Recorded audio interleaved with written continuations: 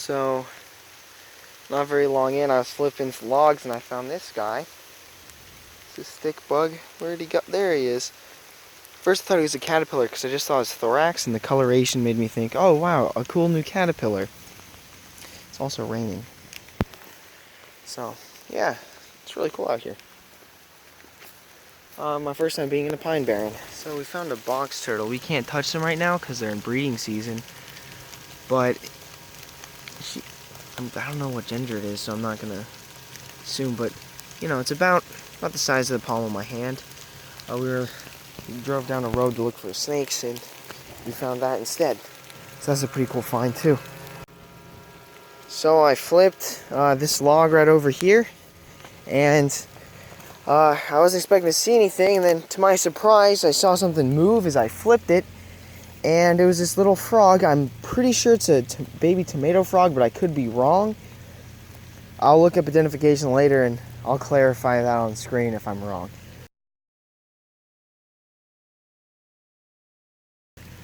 Just to make sure I get the correct information out there. But yeah, oh, it's using a little bit of slime on me right there. But yeah, it's a cool find. It's a neat little amphibian to see.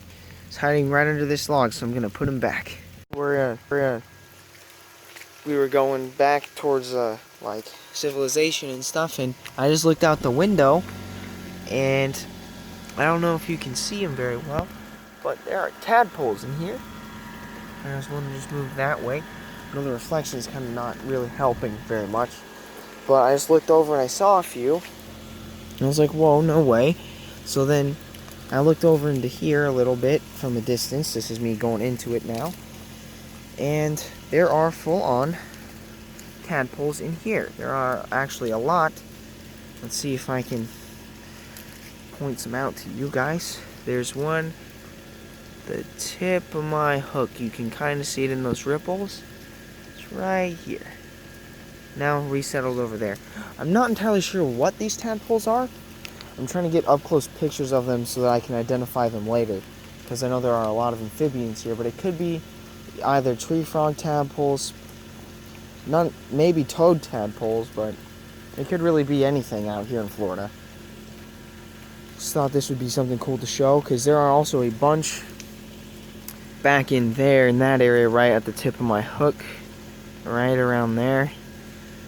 So, I wasn't expecting to find this, but it was a pretty cool find to see this on the side of a road. Well, we found a junk pile out here in the middle of the woods, and I flipped a tile, and this little guy was under it. It's can't tell if you can see in the picture, but he's a blue with like a bluish gray color with some pinkish red. He has some pretty strong grip for a millipede. I've never actually seen a giant millipede before, so this is a first for me. This trip has already had a lot of firsts. That's pretty cool. Oh, my mom just found something, so I'll go look at that. This little tree frog in a parking lot. He jumped right in front of the car. Oh, he's crafty. Uh-oh. Oh no, he's going back in the road. This way, little bud. Oh, whoa, you're pretty. Okay, there we go. That's him right there. Beautiful little tree frog. Hopefully we see more. We decided to stop at a park, and there are tons of these little green tree frogs. I'm so excited. I love tree frogs, but there's one here. There's one here. There was a couple on this door. Oh, here's the cute little guy. And then there's a toad. There's amphibians everywhere. So then there's geckos here too, which we have these Mediterranean house geckos in Arizona as well. But I just wasn't expecting to see them here. There's a little tree frog up there. There's a tree frog over here. Oh, there's whatever this is. It's a beetle of some kind. Yeah? A toad? What is it? Toadlet. A toadlet? Yeah. Cool. Yeah, there's just so many amphibians around this little area. There's this little baby toad. So, yeah, this is quite the stop. There's two tree frogs here. There's one there. There's two house geckos here. Which looks like one of those is a female because I think the top one's ovulating. Oh my goodness. And there's this little tree frog, which is a little bit different looking than some of the other ones based on skin texture. There's a little brown one. Let's see. Hi. Oh, he's gray. Oh, he hit me in the lip.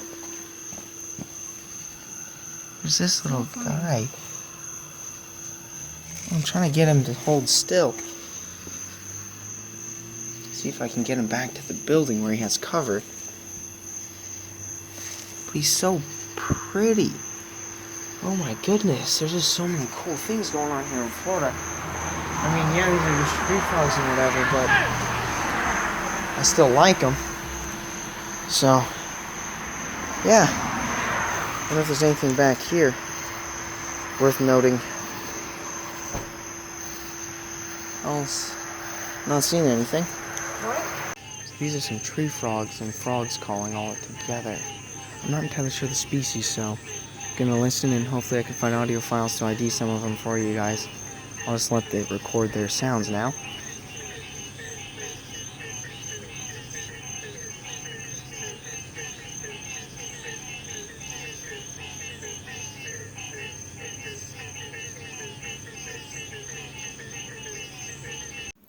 So, I have some slight discoloration on my fingers and on my left hand too.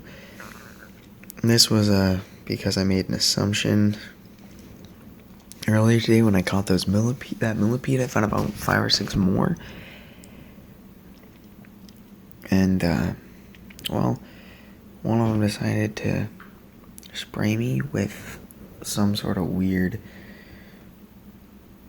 At the time I thought it was just kind of like some sort of weird foul-smelling concoction that they make to make birds drop them and stuff like that. And it turns out it's more than just smelling bad. It is actually an acid. It's hydrochloric acid. So these are actually minor chemical burns. They didn't do anything. It just kind of caught me off guard. They were actually purple earlier. Now they're turning into more of a brown scab-like color. But it really caught me off guard because I didn't even notice. So, word of caution, make sure you really do know what you're picking up and what it can do. I just assumed that since I've never had that happen to me before from any millipede, that it couldn't happen. And I obviously was not very familiar with the millipede species here in Florida, and after doing some research after this happened, they aren't the only species that can do that. So do your research, make sure that you pay attention to what you pick up. We found a park, and in here in this water there are tadpoles everywhere. So I'm trying to see there are males calling in here. I don't know of what. I'm hoping to find some. There's some close by. I'm wading in with my boots. Ooh.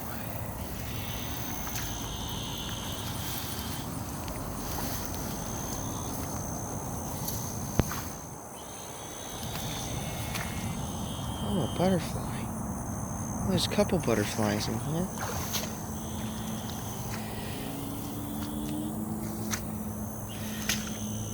Look at this. This is pretty. I didn't mean to wake it. Oh. So I kind of gave up on those littler, smaller frogs with the tadpoles, and I walked over and, well, this guy was literally just sitting here. He's in the exact same position I found him in. So I guess I'll just try to...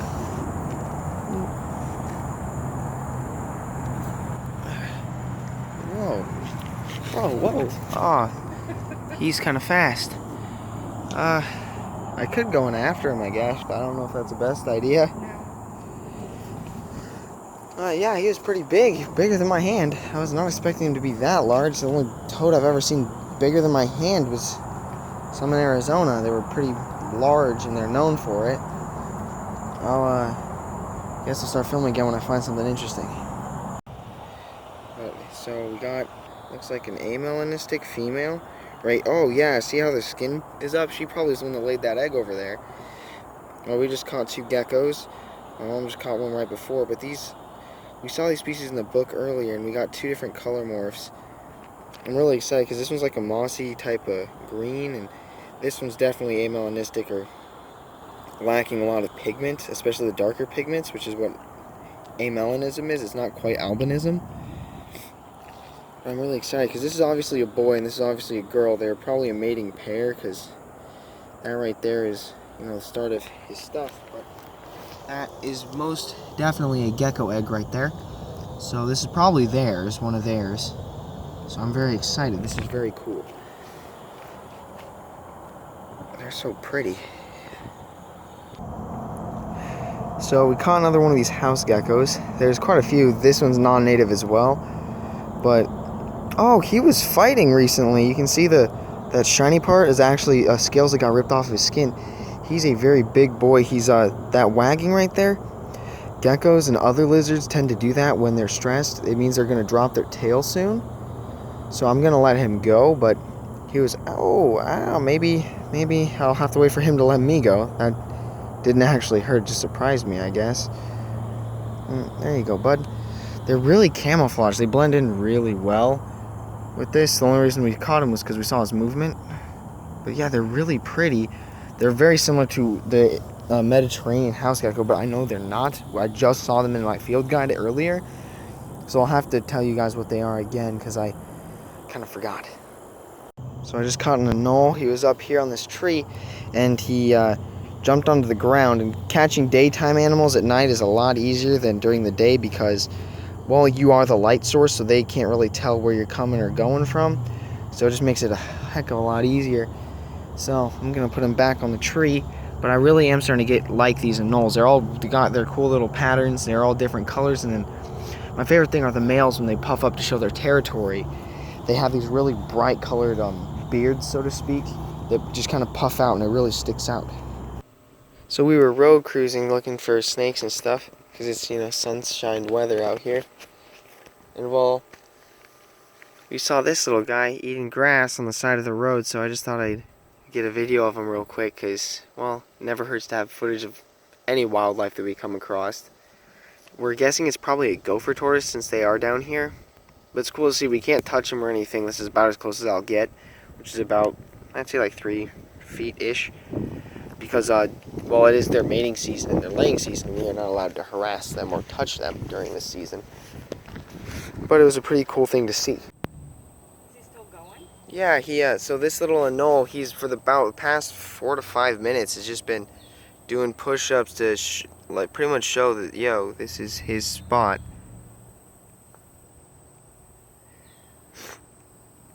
And he's super cool. So they have what's called the dewlap, which is kind of like a gullet area that puffs out when they're showing their territory. His is a bright orange. I don't think I can get him to show it again, but maybe this guy over here will. He has his crests on his back fully, I'm trying to remember, I think it's called flaring them out.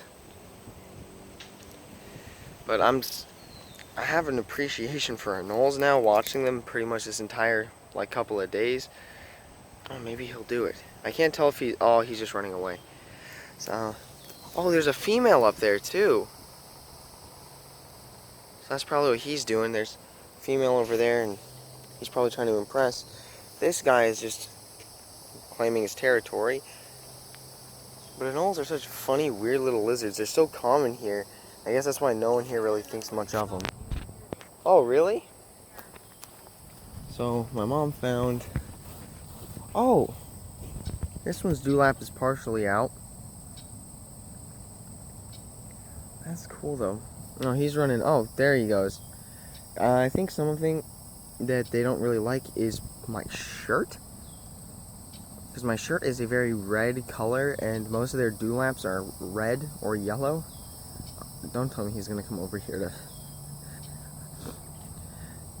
Yeah, he's looking right at me. He's basically telling me this is his area.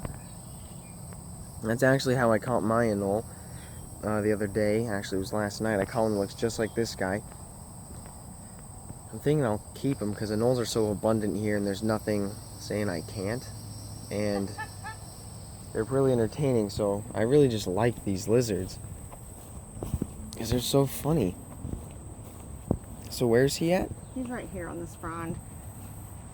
Oh, I see him in there. Bob. He was bobbing back to me. I see him. That's cool. His old dewap will come out. So it's probably their breeding season since they're marking. There he goes. Oh man, you can't see him. And oh, there he is. But yeah, they're super funny. If you come over this way, you can get a good. Oh, he just moved. He's not cooperating. They're super cool. I really do like anoles. We were walking on the bridge. We were walking here on this bridge from down there from the park, and well, my mom looked over and this little guy's just been sitting here. But not far from him is a huge turtle. I'd say he's about a foot and maybe a quarter in length, in shell length.